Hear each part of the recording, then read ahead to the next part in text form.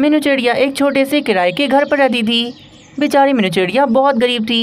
आजकल तो मीनू चिड़िया का काम धंधा भी छूटा हुआ था, जिसकी वजह से मीनू चिड़िया और भी ज़्यादा परेशान थी। पता नहीं क्या होगा मेरा, आज पूरा आधा महीना गुजर गया मेरा काम छूटे हुए, और जंगल में भी मुझे कोई काम नहीं मिल रहा। पता नहीं आगे मेरा गुजारा कैसे चलेगा।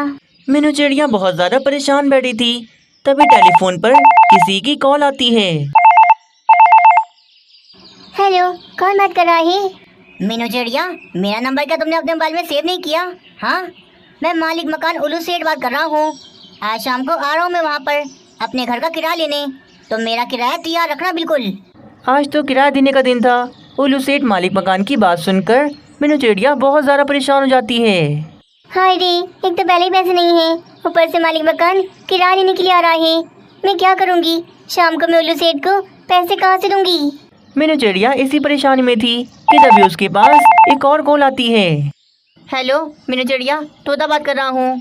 यार मीनू चिड़िया, बड़ी मुश्किल में फंस गया हूँ। मेरा बेटा बीमार हो गया, हॉस्पिटल में एडमिट है। अच्छा मीनू चिड़िया, एक हफ्ते पहले मैंने तुम्हें जो पैसे उधार दिए थे वो पैसे मैं लेने के लिए आ रहा हूँ। ठीक है, मैं आता हूँ शाम तक, तो मेरे पैसे तैयार रखना। पर तोते, हमारी बात तो 1 महीने बाद की हुई थी पैसे देने की, तो आज मैं कैसे दे दूँ पैसे? मुझे नहीं पता मीनू चिड़िया, मुझे मेरे पैसे शाम तक चाहिए तो चाहिए। मेरा बेटा हॉस्पिटल में एडमिट है, मैं आ रहा हूँ शाम को, मेरे पैसे तैयार रखना। तोता तो फ़ोन काट देता है। मीनू चिड़िया तो और भी ज़्यादा परेशान हो गई थी। मीनू चिड़िया को आज शाम तक किसी भी तरह से मालिक मकान के किराए के और तोते के पैसे जमा करने थे। हाय रे, ये कैसी मुसीबत आ गई मेरे ऊपर। मैं शाम तक तोते के पैसे और मालिक मकान के किराए के पैसे कहाँ से जमा करूँ? मेरे पास तो कोई काम भी नहीं है। काम होता तो शायद जमा कर ली थी। शाम तक अगर मैंने तोते के उधार के पैसे उसे वापस न किए तो तोता तो मुझे पूरे जंगल में बदनाम कर देगा कि मैं तोते के पैसे खा गई। सारे पक्षी मेरे बारे में क्या सोचेंगे? और अगर शाम तक मैंने उल्लू सेठ के किराए के पैसे उसे ना दिए तो उल्लू सेठ तो मुझे अपने घर से निकाल देगा। मैं कहाँ जाऊँगी फिर? मीनू चिड़िया के ऊपर दो बड़ी मुसीबतें एक साथ आ गई थीं। मीनू चिड़िया को समझ नहीं आ रहा था कि शाम तक वे इतने पैसों का जुगाड़ कहाँ से करे। तभी मीनू चिड़िया के दिमाग में अच्छी और बुरी सोचें आने लगती हैं। भाग जा मीनू, भाग जा। मैं तो कहती हूँ तू यहाँ से भाग जा। शाम को अगर तू यहाँ पर होगी नहीं तो शाम को तुझे किसे पैसे देने पड़ेंगे। नहीं मीनू, तू ऐसी नहीं है, तू यहाँ से कहीं नहीं भाग सकती। तू तो एक ईमानदार चिड़िया है। शाम को जो भी हो तुझे उसका सामना करना ही पड़ेगा। मीनू चिड़िया एक ईमानदार चिड़िया थी। वे भागने का ख्याल तो अपने दिमाग से ही निकाल देती है। नहीं, मैं मुश्किल से डर कर भाग नहीं सकती। मैं कोशिश करूँगी, क्योंकि कोशिश करने वालों की कभी हार नहीं होती। मीनू चिड़िया ईमानदार थी। वे कहीं नहीं भागती, बल्कि वे तो काम ढूंढने के लिए जंगल में निकल जाती है, ताकि वे काम करके शाम के लिए पैसे जमा कर ले। जंगल में आकर मीनू चिड़िया बड़ी बड़ी दुकानों पर पता करती है, पर मीनू चिड़िया को तो कहीं पर भी काम नहीं मिलता। कैसा बेकार जंगल है ये, मुझे यहाँ पे कोई काम ही नहीं मिल रहा। शाम तक मुझे पैसे जमा करने हैं और काम है कि मिल ही नहीं रहा। काम न मिलने की वजह से मीनू चिड़िया बहुत परेशान थी, पर वे हार नहीं मानती। वे जंगल में यहाँ वहाँ घूमती ही रहती है। इसी जंगल में जग्गू पक्षी नाम का एक पक्षी घूम रहा था, जिसे डोनट बनाने का बड़ा ऑर्डर देना था। पर जग्गू पक्षी को पता नहीं था कि डोनट कहाँ से बनते हैं और डोनट की शॉप कहाँ है। तभी जग्गू पक्षी को वही परेशान मीनू चिड़िया मिलती है। जग्गू पक्षी मीनू चिड़िया को रोक के उससे पूछता है, चिड़िया, काफ़ी देर से जंगल में घूम रहा हूँ, मुझे डोनट्स की दुकान नहीं मिल रही। क्या तुम मुझे बता सकती हो कि इस जंगल में डोनट्स की दुकान कहाँ है? पक्षी जी, इस जंगल में डोनट्स की तो कोई दुकान नहीं है। अगर आपको डोनट्स चाहिए तो किसी और जंगल में जाकर पता करना होगा। क्या किसी और जंगल में जाकर पता करना होगा? अरे रे, मैं तो थक गया। डोनट्स है कि मिल ही नहीं रहे, अब मुझे किसी और जंगल में जाना पड़ेगा। असल में इस जंगल में कोई पक्षी भी डोनट्स नहीं खाता, इसीलिए तो इस जंगल में एक दुकान भी नहीं है डोनट्स की। असल में चिड़िया, आज शाम को ना मेरी बेटी की शादी है और मैंने सोचा था कि मैं मीठे के अंदर डोनट्स रखवाऊँगा, पर क्या करूँ, डोनट्स की दुकान नहीं मिल रही। मुझे तो शाम तक 100 डोनट्स का ऑर्डर देना था। अब मैं क्या करूँ, इतना बड़ा ऑर्डर मैं किसे दूँ? ये देखो चिड़िया, मैं तो पैसे भी साथ लेके आया हूँ। मुझे किसी भी तरह से डोनट्स का ऑर्डर देना है। मैंने अगर शाम को शादी के अंदर मीठे में डोनट्स ना रखे तो मेरी पत्नी तो मेरी जान खा जाएगी। जग्गू पक्षी की बात सुनकर और उसके पास इतने सारे पैसे देखकर मीनू चिड़िया तो सोच में पड़ जाती है। प्यारे दोस्तों, इस कहानी का दूसरा भाग देखने के लिए कल तक का इंतज़ार करें और हमें कमेंट्स में ज़रूर बताएं कि अगले भाग में क्या हो सकता है। अरे रानी, ये राजू अभी तक स्कूल क्यों नहीं गया? कब से पड़ा सो रहा है? उठाओ इसे और इसे स्कूल भेजो। क्या करो जी, हमारा बेटा भी कितना छोटा है, सो लेने दो ना इसे। बड़ा होगा तो बेचारे को काम पर ही जाना पड़ेगा। मेरा प्यारा सा बेटा सोते हुए कितना मासूम लगता है। बस रानी, तुम यही बातें कर करके एक दिन राजू को बहुत बिगाड़ दोगी। राजू, राजू बेटा उठो, स्कूल जाना है ना, चलो जल्दी से तैयार हो जाओ। राजू कौवा अपने बाबा से डरता था, इसीलिए वे कालू कौवे की आवाज़ सुनकर फौरन से स्कूल जाने के लिए तैयार हो जाता है। मम्मा, मुझे स्कूल नहीं जाना, मेरा मन नहीं लगता स्कूल में। मम्मा, आप बाबा को समझाओ ना कि मेरी स्कूल से छुट्टी करवा दें। अरे मेरे बेटे, मेरा बस चले ना तो मैं तुझे कभी स्कूल भेजूँ ही नहीं, अपने साथ ही रखूँ। पर तेरे बाबा है ना, वो नहीं मानेंगे मेरी बात। मैं अगर उनसे कहूँगी तो मुझे काट खाएंगे कि तुझे स्कूल क्यों नहीं भेजा मैंने। कालू कौवा काम पर जाते जाते राजू कौवे को भी स्कूल छोड़ देता है। हाँ तो भाई नन्हे पक्षियों, मुझे बताओ, कल जो मैंने होमवर्क दिया था वो सबने कर लिया है ना? मीनू टीचर, मैंने कर लिया है होमवर्क, आप मेरा होमवर्क चेक कर लें। जी टीचर, मैंने भी कर लिया है होमवर्क। अरे राजू कौवे, तुम क्या घर पर सोकर नहीं आए? हाँ, जो तुम यहाँ क्लास में सो रहे हो। चलो उठो, मुझे होमवर्क सुनाओ जो कल मैंने दिया था तुम्हें। मीनू टीचर, आपको ज़रा ख्याल नहीं है ना, मेरी पूरी नींद खराब करके रख दी। मैंने कुछ भी याद नहीं किया। घर पे मेरे बाबा मुझे परेशान करते हैं और यहाँ पर आप। राजू कौवे, चुप हो जाओ, इतनी बदतमीजी। आइंदा की बार अगर तुमने मुझसे इतनी बदतमीजी की तो मैं तुम्हें छोड़ूंगी नहीं, बल्कि सजा दूंगी। राजू कौवे का स्कूल में बिल्कुल मन नहीं लगता था, वे स्कूल में सोता ही रहता था या तो टीचर से बदतमीजी करता था।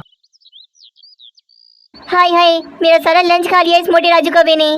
चो राजू कौवे, मेरा लंच वापस करो वरना बहुत बुरा होगा तुम्हारे साथ। अब तो बुलबुल की बच्ची, तुम्हारा लंच तो मेरे पेट में गया। आहा, कितना मजे का था भोजन। तभी राजू कौवा मानो चिड़े और नन्हे तोते का भी लंच बॉक्स उठाकर अपने पास रख लेता है। ओए राजू कौवे, मेरा लंच बॉक्स मुझे वापस करो वरना मैं अभी यहाँ पर अपनी मम्मा को बुला लूँगा और मेरी मम्मा तुम्हें फिर बहुत मारेंगी। मैं बुलाता हूँ अभी मीनू टीचर को।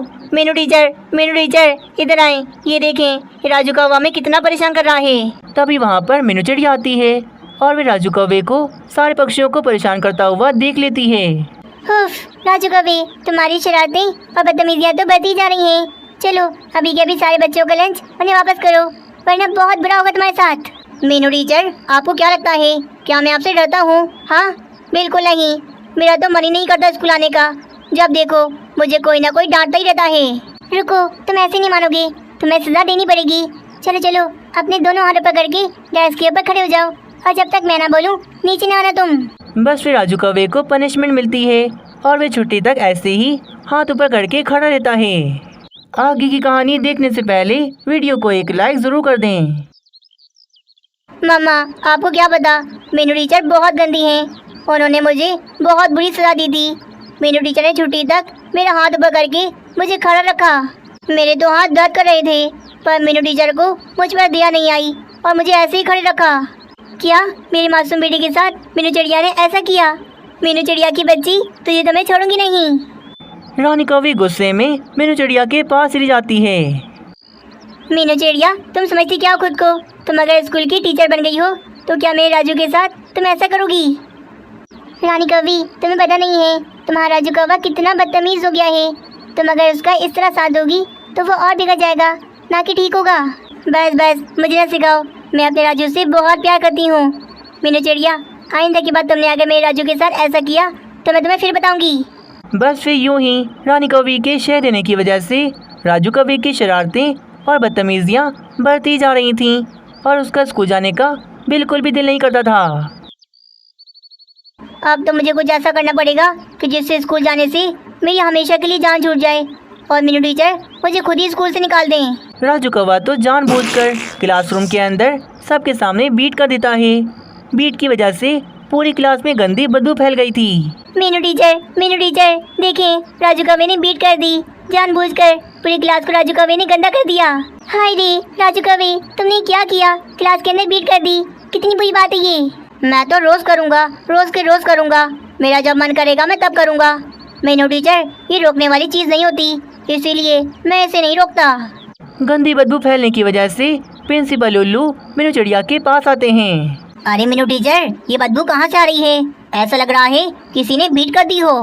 क्या बताऊँ मैं उल्लू प्रिंसिपल, कालू कौवे की बेटे राजू कौवे ने क्लास के अंदर ही बीट कर दी और सामने से कह रहा है कि रोजाना ये क्लास के अंदर ही बीट करेगा। बस बस यार, बहुत हो गया। मीनू टीचर, इस बच्चे को हम और नहीं समझ सकते। इसके माँ बाप को बुलाओ और इस बच्चे को अभी क्या अभी फारिग करो स्कूल से। बस फिर क्या, कालू कौवे और रानी कौवे को स्कूल में बुलाया जाता है। उल्लू प्रिंसिपल तो बहुत ही गुस्से में थे। प्रिंसिपल उल्लू, मैं समझाऊंगा राजू को कि आइंदा के बाद कभी भी क्लास को गंदा न करे और ना ही टीचर से बदतमीजी करे। कालू कौवे, बीट करने की तो बात ही अलग है, पर चलो खैर है उसकी तो। लेकिन तुम्हारा बेटा बहुत बदतमीज है। रोजाना मीनू टीचर से ये बहुत बदतमीजी करता है। एक बात और, ना ये होमवर्क करता है ना ही कुछ याद करता है। बस पूरा दिन स्कूल में पढ़ा सोता ही रहता है। अब तुम बताओ, तुम्हारे बेटे को मैं स्कूल में रख के क्या करूं?